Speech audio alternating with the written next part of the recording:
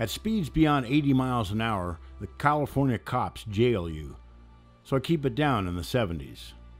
Tobin used to drive 100 till his Datsun exploded in flames on the freeway out by Running Springs. Tobin was a supreme artist, alive in a way the rest of us were not, but time seemed too short for Tobin, who always lived and climbed like he had days or perhaps minutes before the curtain fell. It came as no surprise when he perished attempting to solo the north face of Mount Alberta in winter.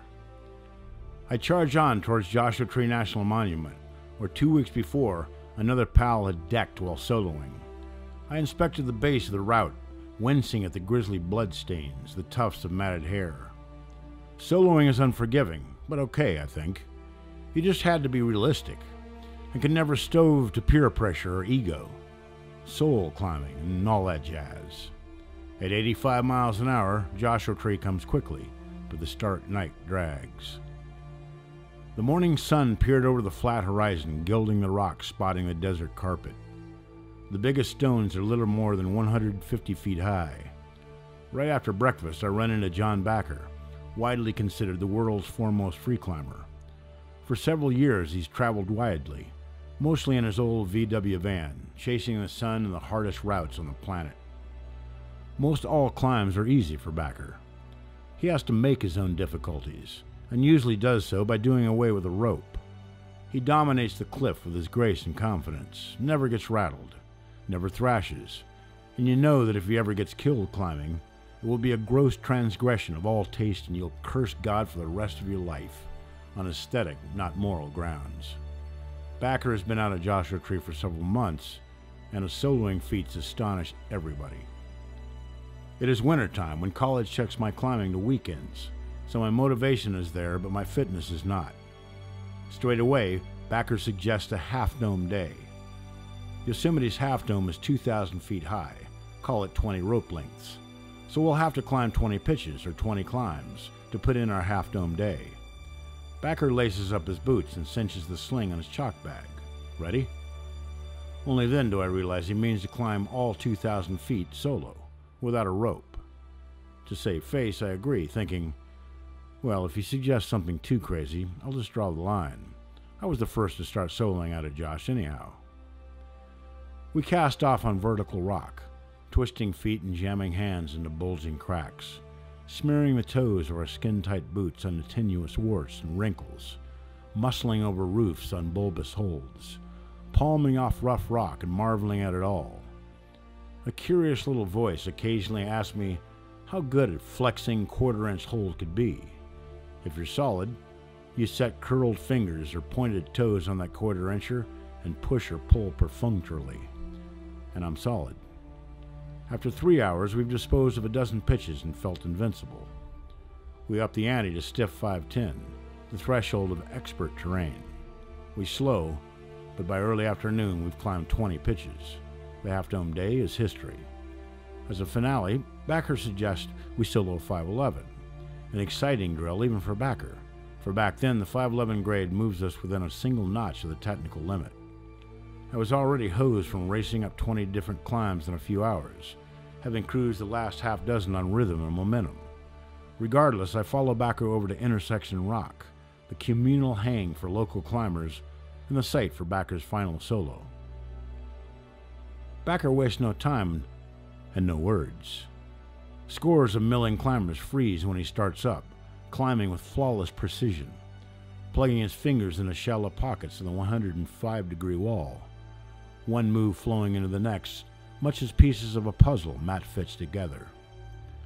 I scrutinize his moves, making mental notes on the intricate sequence.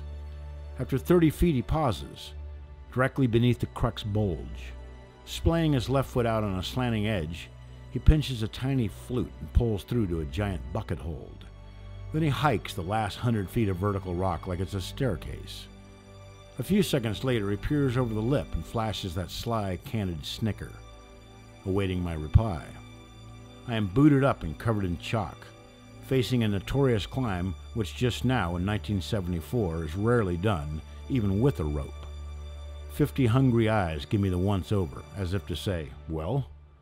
That little voice says, no problem, and I believe it. I draw several deep breaths.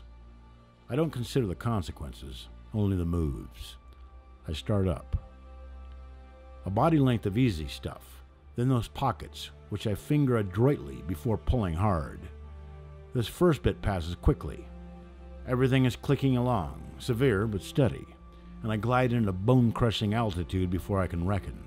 Then, as I splay my foot out onto the slanting edge, the chilling realization comes that in my haste, I've bungled the sequence, that my hands are crossed up and too low on that tiny flute that I'm pinching with waning power. My foot starts vibrating, and I'm instantly desperate, wondering if and when my body will freeze and plummet. I can't possibly downclimb a single move. My only escape is straight up. I glance down beneath my legs.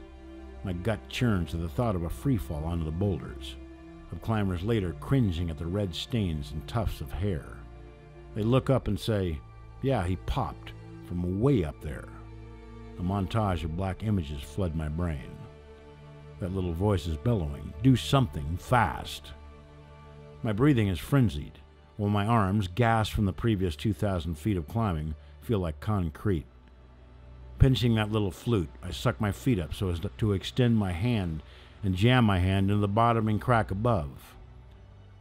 But I've set up too low on that flute, and the only part of the crack I can reach is too shallow, except but a third of my hand. I'm stuck, terrified, my whole life focused down to a single move. Shamefully, I understand the only blasphemy. To willfully jeopardize my own life, which I have done, and it sickens me. Then everything slows, as though preservation instincts have kicked my mind into hypergear. In a heartbeat, I realize my desire to live, not die. But my regrets cannot alter my situation. Arms shot, legs wobbling, head on fire. Then fear burns itself up, leaving me hollow and mortified. To concede, to quit, would be easy. The little voice calmly says, "At least go out trying." I hear that, and punch my hand deeper into the bottoming crack.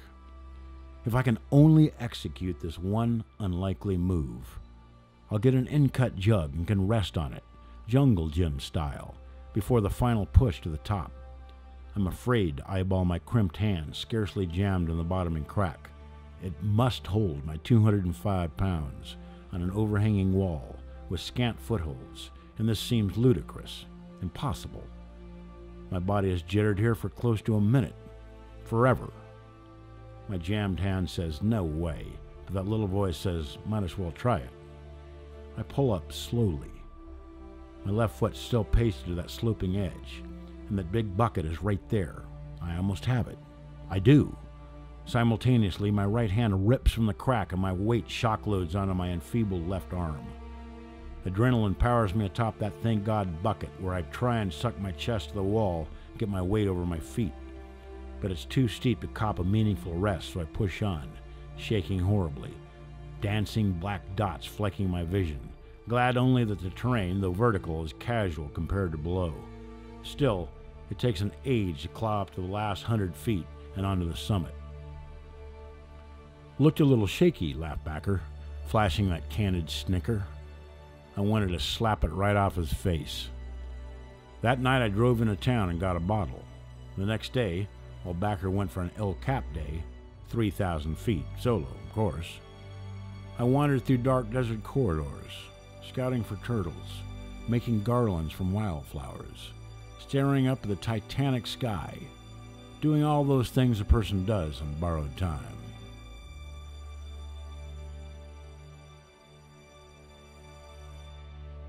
Postscript.